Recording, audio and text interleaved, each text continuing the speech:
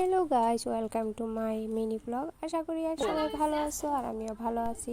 তো আজকে আমি করতেছি ঢেঁড়স দিয়ে ঢেঁড়স ভর্তা। তো তোমরা কারা কারা আমার মতো ঢেঁড়স সিদ্ধ খেতে ভালো পাও? তো আমি এরকমভাবে ঢেঁড়স সিদ্ধ করে সেটা ভর্তা খেতে ভালো পাই। তো তোমরা যারা যারা ভালো পাও আমার মতো, যারা না জানো আর কি এই সিস্টেমটা, তো আমার মতো করে এরকমভাবে করে সেটা দেখতে পারো কীরকম লাগে টেস্টটা। তো আমার তো এইভাবে করে সেটা একদম দারুণ লাগে, টেস্ট লাগে।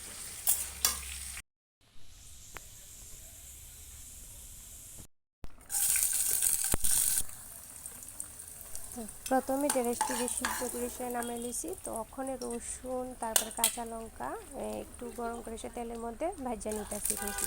তারপরে শুকনো লঙ্কা দুইটা ভাজা নিতেছি। তো আমি দুইটা দিচ্ছি, আমার ঢেঁড়স কম এলিয়া। তো তোমরা যারা বেশি মনে করো ঝালটা একটু বেশি খাইতে পছন্দ করো তারা একটু মানে বেশি দিবা শুকনো লঙ্কা, যারা খাইতে ভালোভাবে বেশি। তারপরে আমি টমেটো কুচি করেছে টমেটো দিয়ে ভাজা নিতেছি। তো সবগুলো ভাজা টাজা খাইয়া মানে ঢেঁড়সের মধ্যে দিয়ে দিছি, কিন্তু ঢেঁড়সটা শুধু সিদ্ধ করে সেটা নিতে হইব। তারপরে একসঙ্গে মাইখা নিছি।